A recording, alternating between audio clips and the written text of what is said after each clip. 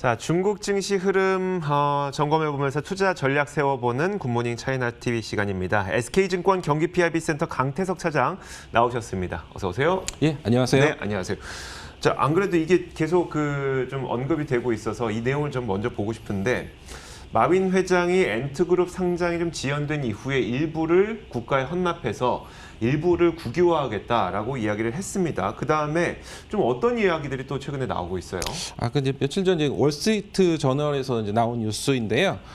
사실 중국 관련된 뉴스는 이제 중국 쪽 매체보다는 미국 쪽 매체에서 오히려 먼저 나오는 경우가 더 많습니다. 네. 사실 근데 나오는 뉴스들이 사실 중국의 그리 우호적인 뉴스는 아니고요. 이제 엔트그룹 상장 중지 이후에 마윈 회장이 화해 제스처로 이제 엔트그룹의 지분을 일정 부분 내놓을 수 있다라고 이렇게 제안을 했었고요. 네. 중국 당국은 아직 이 제안에 대해서 어떻게 처리할지에 대해서는 아직 결정되지 않았다, 이런 쪽으로 이제 기사가 났습니다. 마무리됐고요. 이 기사의 문맥을 좀 잘 살펴보면 결국 이제 중국은 민영 기업이라도 정부의 정책이나 규제에서 벗어나면 국영기업이 될 수 있다, 이런 뉘앙스를 풍기는데요. 사실 몇 년 전부터 이제 네. 미중 무역 갈등이 심해지면서 기업들이 상당히 고전하면서 나온 말이 있거든요. 네. 이제 그게 어떤 말이냐면 국진민퇴라고 해서요. 국진민퇴. 네. 그 뜻이 이제 어려운 시기에 국영기업이 약진하고 민영기업이 후퇴하는 현상을 뜻하는데요. 이제 이런 것의 일환이다라고 해석하는 시각이고, 근데 어쨌든 증시 입장에서 본다면 마윈 회장의 일정 지분이 이제 국영기업으로 넘어가는 형식이 되든 아니면 다른 형태가 되든 이제 빨리 마무리가 돼서 IPO가 좀 잘 진행되었으면 좋겠습니다. 알겠습니다. 사실 이런 것들이 중국에 투자하시는 분들이 마음속에 갖고 있는 한 가지 리스크로 생각이 들거든요. 그럼에도 불구하고 중국 투자는 그냥 괜찮아요? 그럼에도 불구하고 G2, 미국과 중국에 대한 투자는 자신의 포트폴리오에서 꼭 넣어두셔야 할 것으로 보입니다. 알겠습니다. 자, 미국 국방부의 블랙리스트 SMIC가 또 리스트가 업이 되면서 중국 반도체 굴기에 끼칠 영향이 어떻게 될 것이냐에 대한 궁금증 많이 갖고 계실 것 같거든요. 어떨까요? 이번 달 이제 12월 4일 날 미 국방부에서 그 반도체 위탁 생산 업체인 SMIC하고 네. 중국 해양석유, 그다음 중국 건설기술, 그리고 중국 국제전자 상무중심그룹 등 4개사를 네. 중국 인민군이 소유하거나 통제하는 기업으로 이제 추가 지정을 했습니다. 네. 이제 한마디로 얘기하면 이제 미 국방부의 이제 블랙리스트에 오르게 된 거죠. 근데 이 중에서 이제 파운드리 업체인 이제 SMIC는 이제 국내 투자가들도 상당히 그럼요. 많이 보유하고 있는 그런 종목으로 알려져 있어요. 네.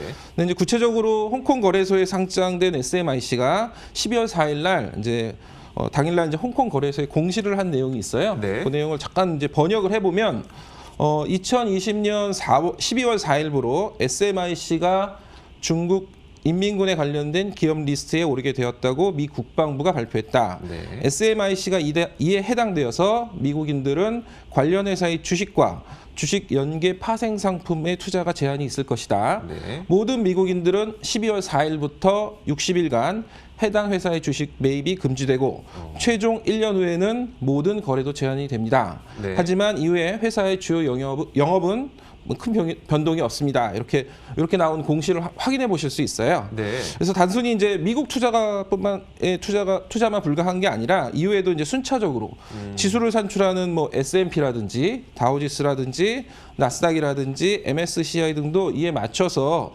관련 종목들을 지수에서 이제 편출할 예정입니다. 특히 MSCI 지수가 지수 추종 자금 대비 이제 A주 비중이 가장 큰데요.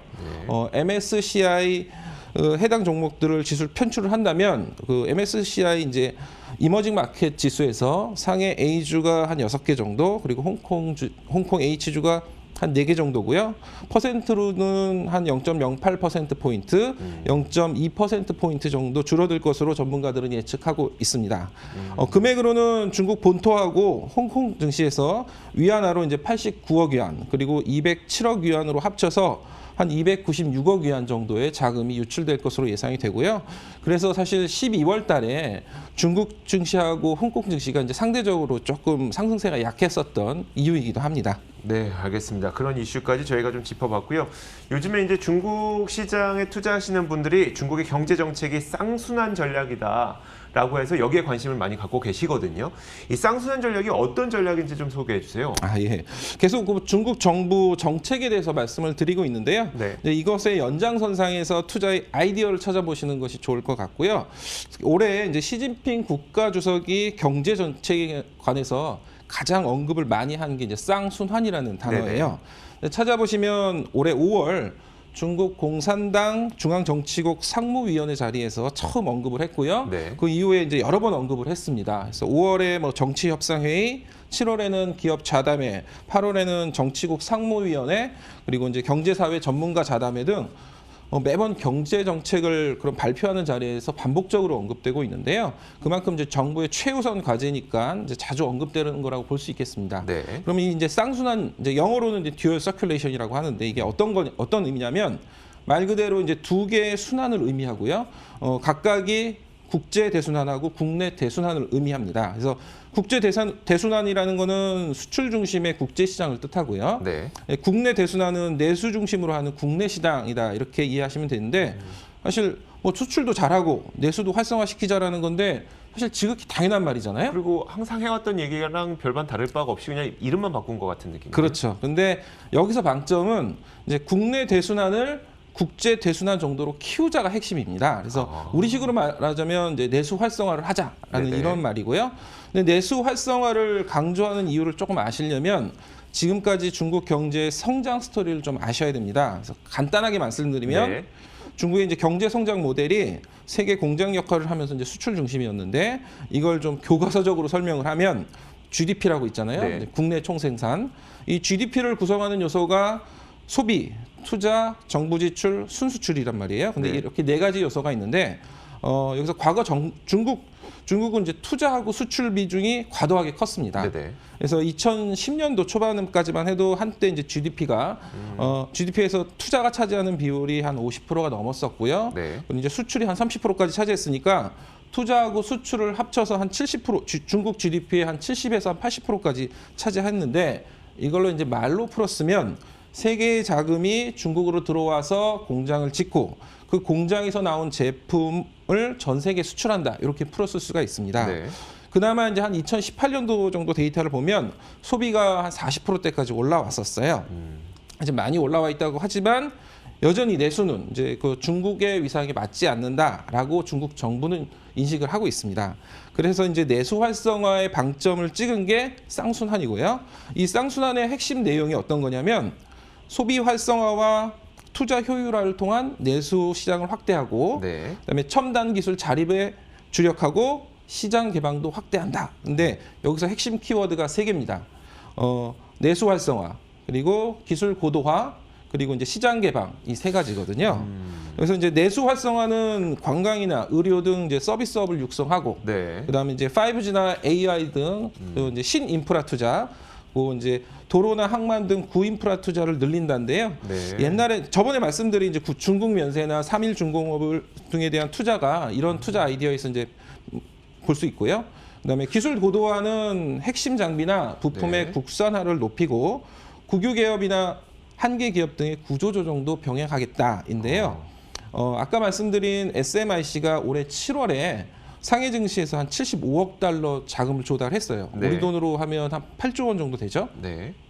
이런 IPO도 기술 자립을 추구하는 정책적인 방향에서 나온 것이라고 볼 수 있고요. 결국은 그러면 이제 이걸로 우리가 어떤 투자 아이디어를 가져올 수 있느냐가 가장 중요할 것 같은데 워낙 방대해서 여기 이것을 통해서 우리가 투자할 수 있는 기업을 딱 한 가지만 꼽자면 어떤 걸 꼽으시겠어요? 이 중에 이제 아까 말씀드린 세 가지 중에서 네. 이제 세 번째 이제 시장 개방 쪽에 관련된 투자 아이디어를 하나 뽑아볼 수 있는데요. 네네. 이제 핵심 키워드인 이 시장 개방에서 투자 아이디어를 뽑아보면 첫 번째로는 중국 금융시장이 더 개방이 된다면 관심을 가져볼 업종이 당연히 증권주겠죠. 네네. 그래서 그런 면에서 중국 내 1위 증권사인 이제 그 중신증권을 추천드리겠습니다.